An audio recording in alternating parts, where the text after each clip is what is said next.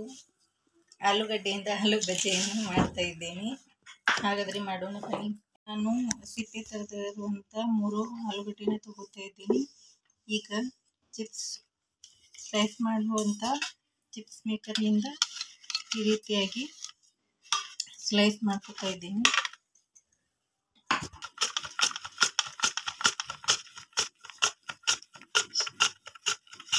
ಈ ರೀತಿಯಾಗಿ ಸ್ಲೈಸ್ ಮಾಡ್ಕೋಬೇಕು. ಈ ರೀತಿಯಾಗಿ ಎಲ್ಲವನ್ನು ಸ್ಲೈಸ್ ಮಾಡ್ಕೋಬೇಕು. ನಾನು ಈಗ 2 ಬಟ್ಲು ಕಡಲೆ ಹಿಟ್ಟನ್ನ ತಗೊಳ್ತಾ ಇದ್ದೀನಿ. ಜಿಂಜರ್ ಗಾರ್ಲಿಕ್ ಪೇಸ್ಟನ್ನು 3 ಸ್ಪೂನ್ ಜಿಂಜರ್ ಗಾರ್ಲಿಕ್ ಪೇಸ್ಟನ್ನು ಹಾಕ್ಕೊಳ್ತಾ ಇದ್ದೀನಿ. 1 ಟೇಬಲ್ ಸ್ಪೂನ್ ಅಜ್ವೈನ್ ಹಾಕ್ಕೊಳ್ತಾ ಇದ್ದೀನಿ. 2 ಟೀ ಸ್ಪೂನ್ ರೆಡ್ ಚಿಲ್ಲಿ ಪೌಡ್ರನ್ನ ಹಾಕ್ಕೊಳ್ತಾ ಇದ್ದೀನಿ. 1 ಚಮಚದಷ್ಟು ಉಪ್ಪನ್ನು ಹಾಕ್ಕೊಳ್ತಾ ಇದ್ದೀನಿ.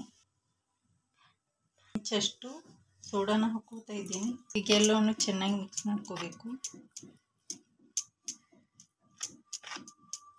ಸ್ವಲ್ಪ ನೀರು ಹಾಕ್ತಾ ಬಜ್ಜಿ ಹಿಟ್ಟನ್ನು ಅದಕ್ಕೆ ಚೆನ್ನಾಗಿ ಕಲಿಸ್ಕೋಬೇಕು. ಈಗ ಇದಕ್ಕೆ ಅರ್ಧ ಕಪ್ನಷ್ಟು ಅಕ್ಕಿ ಹಿಟ್ಟನ್ನು ಹಾಕ್ಕೊಳ್ತಾ ಇದ್ದೀನಿ. ಸ್ವಲ್ಪ ನೀರು ಹಾಕ್ಕೊಂಡು ಚೆನ್ನಾಗಿ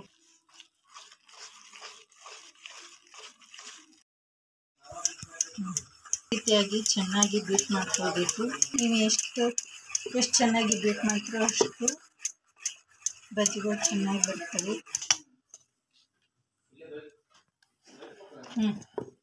ಈ ರೀತಿ ಡ್ರಾಪ್ ಆಗ್ತಾ ಇರಬೇಕು.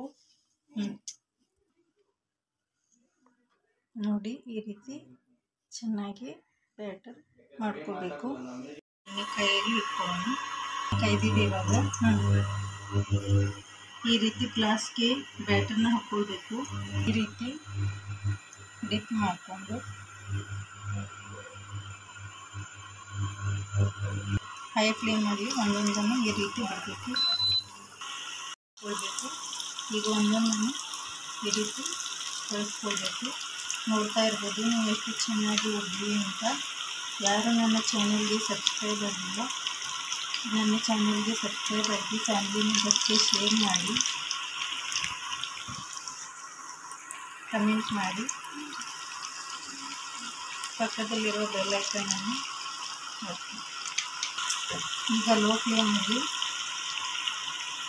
ಚೆನ್ನಾಗಿ ಫ್ರೈ ಮಾಡ್ಕೋಬೇಕು. ಗೋಲ್ಡನ್ ಬ್ರೌನ್ ಆಗೋವರೆಗೂ ಚೆನ್ನಾಗಿ ಫ್ರೈ ಮಾಡ್ಕೋಬೇಕು. ಈ ಬೇಕಾಗದೆ ಇದನ್ನು ಇದು ಸರ್ವಿಂಗ್ ಪ್ಲೇಟ್ಗೆ ಬೇಕು.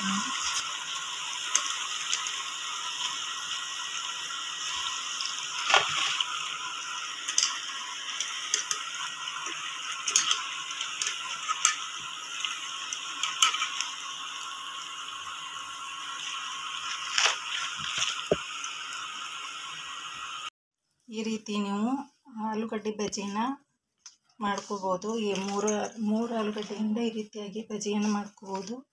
ಎಷ್ಟು ಕ್ರಿಸ್ಪಿಯಾಗಿ ಬಂದಿದೆ ಅಂತ ನೀವು ನೋಡ್ತಾ ಇರ್ಬೋದು.